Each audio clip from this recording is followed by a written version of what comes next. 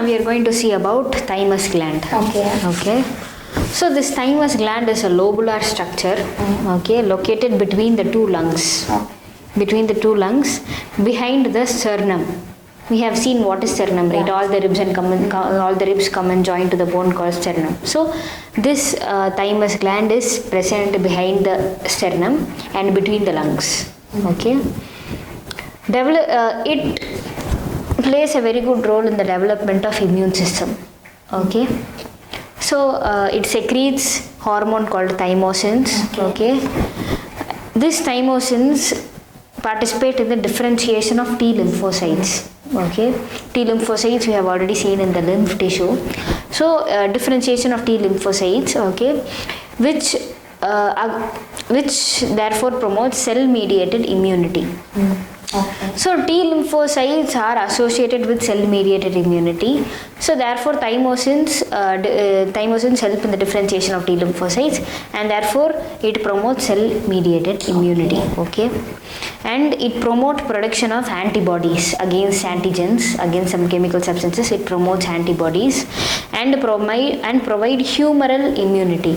Humoral immunity is nothing but the immunity which is composed of circulating immunity, like immunity of blood, so like that. Okay, this immunity is a particular cell mediated immunity. Okay, and this thymus gland regenerates in old individuals. Okay, so therefore decrease the production of thymosins. Since it is degenerating in old individuals, there will be decreased production of thymosins. Okay. So therefore immune responses of old persons become weak. So therefore they will be affected for a lot of diseases and everything because of the fever will be coming often. So because of the reduction of thymosins. Okay. So next we are going to see about adrenal gland. Okay. So this gland is present.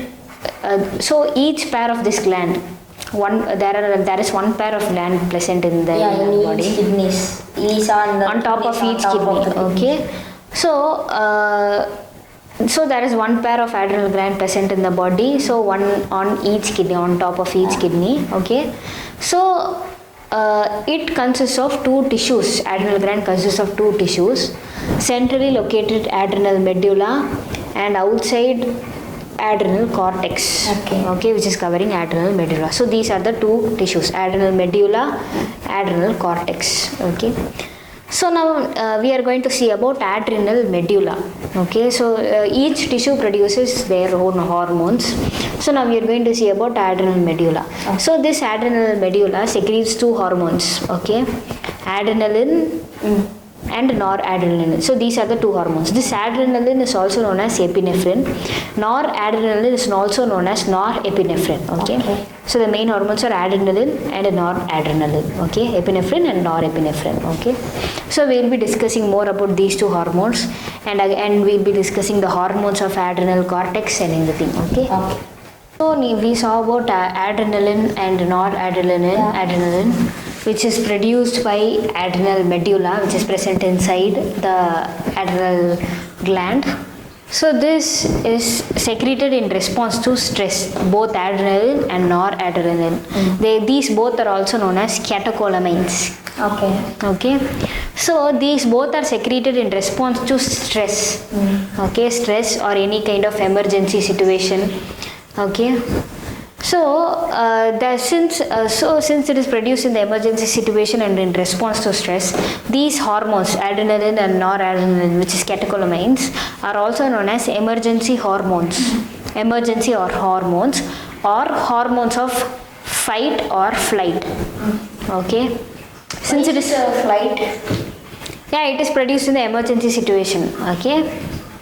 And it increases alertness, pupillary dilation, piloerection. Piloerection is nothing but the straightening of skin hairs and sweating, etc. in the stress. Okay, and it increases heartbeat and respiration rate. Okay, so and therefore it breaks glycogen in the body and increases glucose in blood. Okay, by the breaking down of glycogen, glucose is released. So that glucose is released in the blood. Okay. So this is about adrenaline and noradrenaline, which is catecholamines, which are produced by adrenal medulla. So this is present inside the adrenal gland. So now we are coming to the outer side, outer part of the adrenal gland, which is adrenal cortex. Okay, it covers the adrenal medulla. So this adrenal cortex is of 3 layers. Zona reticularis, which is the inner layer. Okay. Zona fasciculata, middle layer. Zona glomerulosa, outer layer. Reticularis, inner. Fasciculata, middle. Glomerulosa, outer. Okay. So 3 layers. There are 3 layers in the adrenal cortex. It is differentiated. And what does this gland secretes? Adrenal cortex secretes many hormones known as corticoids. Okay. Okay. When these corticoids are involved in carbohydrate metabolism, okay, these are known as glucocorticoids, which are involved in carbohydrate metabolism. So glucocorticoid, the main glucocorticoid in our body is cortisol. Okay. And when these corticoids are involved in the balance of water and electrolytes, it is known as mineralocorticoids. Okay. So the main mineralocorticoid in our body is aldosterone. Okay, it balances water and electrolytes. Okay. So now we are going to see about glucocorticoid.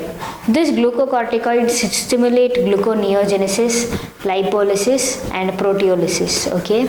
So these 3 are reactions. Okay. These glucocorticoids stimulate these 3 reactions, and it inhibits cellular uptake and utilization of amino acids. It inhibits the utilization of amino acids. Okay.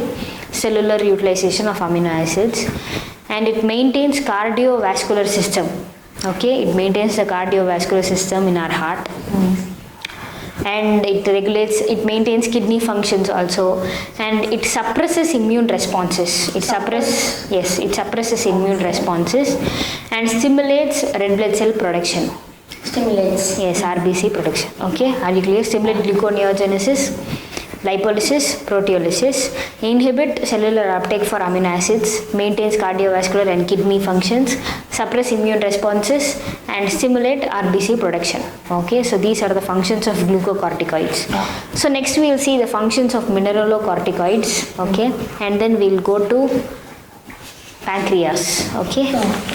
So now we saw about glucocorticoids. Okay, glucocorticoids, which is cortisol. We saw about the function of cortisols and everything. So now we are going to see about a mineralocorticoid. So the main mineralocorticoid in our body is aldosterone.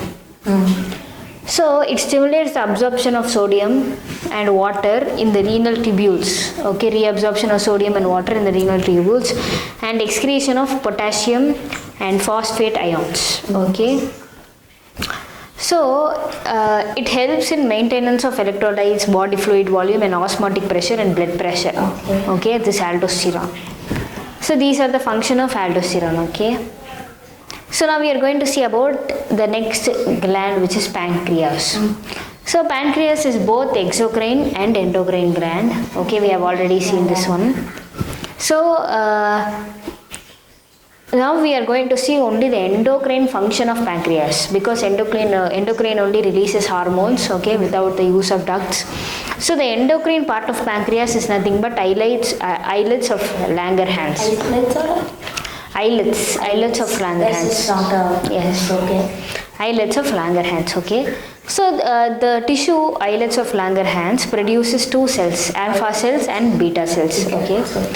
So the alpha cells of islets of Langerhans secrete glucagon, okay, whereas beta cells secrete insulin. Okay. So this glucagon maintain normal blood glucose levels. Okay. It increases blood sugar in the blood. So anything which increases, it is known as hyperglycemia. Okay. So it is a hyperglycemic hormone. Okay. It increases the blood sugar level. And beta cells secrete insulin. Okay. So it increases cellular glucose uptake and utilization from the blood. So from blood, all the cells in our body take glucose from the blood. So therefore blood glucose level will be decreased. Okay, so decrease the blood glucose level. So therefore it is hypoglycemia. So this is hypoglycemic hormone, whereas alpha cells is hyperglycemic hormone. This is excess and this is more. No, this is excess and that is more. That is excess and this is less. This is less. Excess means something which is more. Okay, more. That one is more sugar level in blood, more sugar level in tissues. Therefore, less sugar level in blood. Okay, we with respect to blood only we have classified these two. So therefore, glucose is maintained by insulin and glucagon. So that one is hyperglycemic. This one is hypoglycemic. So both are secreted and therefore both the hormones are maintained. Both the levels of glucose are maintained. Okay. So a case in diabetes mellitus, okay, where in diabetes mellitus blood sugar level increases, okay. So therefore blood sugar level increased by alpha cells. So we have to suppress that blood sugar level by giving insulin. Do you know what is the approximate value that should be in the blood sugar level? Blood sugar level approximate value, that is not mentioned actually. Okay. If you know, Do you leave it know? in the comments. Oh, okay. Leave it in the comments. So this diabetes mellitus is in case where increase in blood sugar level, okay, than the normal. Okay. So it is increased by, it is due to alpha cells which increase the blood sugar level. So to decrease the blood sugar level, what we have to do? We have to take the sugar from glucose from cell. Blood to tissues. Yeah, from blood to tissues. It is done by insulin. Insulin. So therefore insulin is needed for the cellular uptake, cellular glucose and cellular uptake of glucose and utilization. Okay, utilization of glucose. So therefore we provide insulin for diabetes patients. Okay. So next we will see about testes and ovary. Okay. So now we are going to see about the testes. Okay. So testes are nothing but it is male sex organs. Okay. So these produce a group of hormones called androgens. Okay. So the main androgen in the body is testosterone. Okay. So this androgens are involved, testosterone are involved in the maturation of male sex organs. Okay. And in the development of male characteristics, and it stimulates spermatogenesis. Okay. So we'll be studying about this in the 12th chapter in detail. Okay. And ovary, and the next subtopic is ovary. So ovary is nothing but the female sex organ. It is a primary female sex organ and it produces two hormones called estrogen and progesterone. Okay. So this estrogen is produced by growing ovarian follicle. So this growing ovarian follicle produces estrogen. So after this follicle matures and it ruptures, it becomes corpus luteum. So that corpus luteum secretes progesterone. So these two hormones are mainly present in ovary, and they secrete and they are stimulated in the development of female characteristics. Okay. We will be seeing this also in the 12th chapter. Okay, in reproductive system. So next topic is hormones of heart, kidney and gastrointestinal tract. Okay. So here we have already seen hormones of heart, which is atrial natriuretic factor. We have already seen that this atrial natriuretic factor, which is produced by the atria of the heart. So it relaxes the blood vessels. Okay, it decreases the glomerular blood pressure whenever it is high. Okay, therefore it decreases the filtrate. Okay, so that is the atrial natriuretic factor. And then kidney. So what kidney produces? Juxtaglomerular apparatus, juxtaglomerular cells, which this also we have already seen. Yeah, it is a modification of distal convoluted tubule with the afferent arteriole. So this juxtaglomerular apparatus increases the glomerular blood pressure, which we have already seen. Okay. And then gastrointestinal tract in the intestine. Okay. Yeah. So this intestine and stomach. Okay. So this gastrointestinal tract secretes three hormones: gastrin, secretin, and cholecystokinin. Okay. Four hormones. Okay. Gastrin, secretin, cholecystokinin, and gastric inhibitory peptide. Okay. So this gastrin stimulates HCl and pepsinogen production, whereas secretin stimulates water and bicarbonate ions production. Cholecystokinin stimulates pancreatic enzymes and bile juice. gastric inhibitory peptide. Okay, it inhibits the secretion of all these glands. Okay. Okay, so that is what hormones of heart and kidney. So next we will see about mechanism of hormone action. Okay. Okay. So now we are going to see about mechanism of hormone action. Okay. Okay. So generally there is two types of mechanism of hormone action. Okay. So the receptors present on the cell membrane. Okay. It receives a hormone and produce some action. Okay. And the receptors present on cell membrane is known as hormone receptor complex. Okay. Okay. And therefore from cell membrane to the inner nucleus it has to produce secondary messengers. Okay. So this is the primary messenger, hormone receptor complex. Okay. And the receptors which are present inside the cells itself is known as intracellular receptors. So since it is present directly inside the cells, no secondary messengers are produced by these cells. Okay. Intracellular receptors. Okay.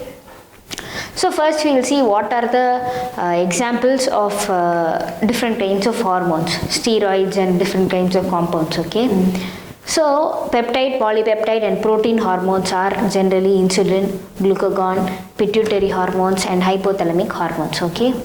And steroidal hormones are cortisol, testosterone, estradiol and progesterone. Okay. And iodothyronine hormones are generally thyroid hormones. Amino acid derivatives are epinephrine. Okay. So these all hormones come under receptors inside the cells, that is intracellular receptors, which receptors are present inside the cells itself. Whereas the receptors present in the cell membrane and has to produce secondary messengers are the examples here. Okay, cyclic AMP, IP3 and calcium 2 plus ions. Okay, and etc. So these are the examples of hormone receptor complex and intracellular receptors. Okay, so these receptors are specific for specific hormones. It cannot allow other hormones. Okay, there are some receptors specific for specific hormones only. Okay, so with this the chapter ends. Okay, thank you for watching. Please subscribe to our channel. If you like this video, share this video. If you have any doubt, please leave them in the comment section. Don't forget to subscribe. Nitika and Anirudh signing off.